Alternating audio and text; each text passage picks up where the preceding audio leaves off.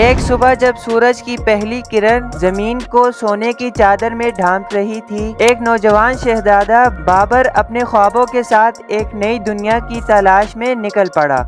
وہ نہ صرف ایک جنگجو تھا بلکہ ایک عظیم شاعر، ادیب اور ایک دلیر رہنما بھی تھا۔ اس کی کہانی فتح و شکست، محبت و وفا اور ایک عہد کی تشکیل کی داستان ہے۔ بابر، جس کا پورا نام زکریا بن بابر تھا، 1483 میں فرغانہ وادی موجودہ ازبکستان میں پیدا ہوئے۔ اس کی زندگی کی ابتدا ہی سے چیلنجز کا سامنا رہا، مگر اس کی قوت ارادی اور عزم اسے کبھی ہار نہیں ماننے دی۔ بابر عمر شیخ مرزا دوم کے سب سے بڑے بیٹے تھے، جو 1469 سے 1494 تک فرغانہ کے گورنر تھے۔ بابر 12 سال کی عمر میں 1494 میں دارالحکومت میں فرغانہ کے تخت پر بیٹھا اور اسے بغاوت کا سامنا کرنا پڑا۔ اس نے 2 سال بعد سمرقند کو فتح کیا۔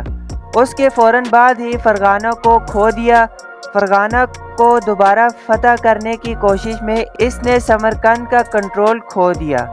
1501 میں دونوں علاقوں پر دوبارہ قبضہ کرنے کی کوشش اس وقت ناکام ہو گئی جب ازبک شہزادے محمد شیانی نے اسے شکست دی۔ بابر نے کابل کو فتح کیا، جو تیسری بار سمرقند کو کھونے کے بعد بابر نے اپنی توجہ ہندوستان کی طرف موڑ دی اور ہمسایہ صفوی اور عثمانی سلطنتوں سے امداد لی۔ بابر صرف ایک فاتح سے بڑھ کر تھا، اس نے ہندوستان میں تاریخ کا دھارا بدل دیا، اور میں آپ کے ساتھ اس کا ناقابل یقین سفر شیئر کرنے جا رہا ہوں۔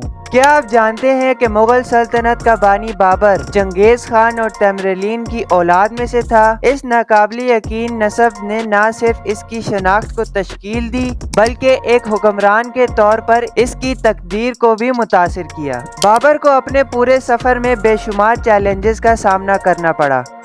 ایک غیر ملکی سرزمین میں ایک نوجوان شہزادہ ہونے کا تصور کریں۔ طاقتور حریفوں سے مقابلہ کرتے ہوئے بادشاہی قائم کرنے کا خواب دیکھتے اس نوجوان نے بڑی مشکلات کا سامنا کیا۔ وسطی ایشیا میں اپنی آبائی زمین کھونے کے بعد اس نے خود کو ہندوستان میں پایا، جہاں سیاسی منظرنامے پر زبردست جنگجوؤں کا غلبہ تھا اور سلطنتیں قائم تھیں۔ فتح کی اس کی پہلی کوشش ناکامی سے دوچار ہوئی اور اسے اپنی حکمت عملیوں میں دوبارہ منظم ہونا پڑا۔ بابر صرف اپنے دشمنوں سے نہیں لڑ رہا تھا، وہ اپنے خلاف کھڑی مشکلات سے لڑ رہا تھا۔ آئیے بابر کی ابتدائی زندگی کو مزید تفصیل سے جانتے ہیں۔ اس کے ابتدائی تجربات نے اسے ایک بہادر لیڈر بنا دیا۔ کئی سالوں کے گھومنے پھرنے اور لڑنے کے بعد بالآخر اس نے ہندوستان میں قدم جما لیے۔ اس نے جدید فوجی حکمت عملیوں کو نافذ کیا اور ایک جدید ترین انتظامیہ قائم کی، جس نے مغل سلطنت کی بنیاد رکھی۔ جنگ کے بارے میں اس کی گہری سمجھ نے فن اور ثقافت سے اس کی محبت کے ساتھ مل کر اسے ایک بہترین حکمران بنا دیا۔ اس کی سلطنت کا قیام صرف اقتدار کے لیے نہیں تھا، یہ ایک وراثت پیدا کرنے کے بارے میں تھا جو نسلوں تک برقرار رہے گا۔ اب بابر کی زندگی کے اہم لمحے کے بارے میں بات کرتے ہیں۔ 1526 میں پانی پت کی جنگ۔ یہ لڑائی صرف علاقے کی لڑائی نہیں تھی، یہ ایک متعین لمحہ تھا جس نے ہندوستان میں مغل حکومت کا آغاز کیا۔ بابر کا مقابلہ دلی کے سلطان ابراہیم لودھی سے ہوا، جس نے بابر کی فوجی صلاحیت کو کم سمجھا۔ میدانی توپ خانے کے استعمال سمیت ہوشیار حکمت عملی کے ساتھ بابر کی فوج نے بہت بڑی فوج کو شکست دی۔ یہ فتح یادگار تھی، اس نے بابر کو ایک طاقتور حکمران کے طور پر قائم کیا اور ایک ایسی سلطنت کی منزلیں طے کی صدیوں تک پروان چڑھیں گی۔ اس جنگ کی باز گشت آج بھی گھومتی ہے، کیونکہ اس نے ایک ایسے خاندان کی بنیاد رکھی جو ہندوستانی تاریخ کا رخ بدل دے گی۔ اس کی حکمرانی میں فنون لطیفہ، ادب، باغبانی کو خاص اہمیت دی گئی۔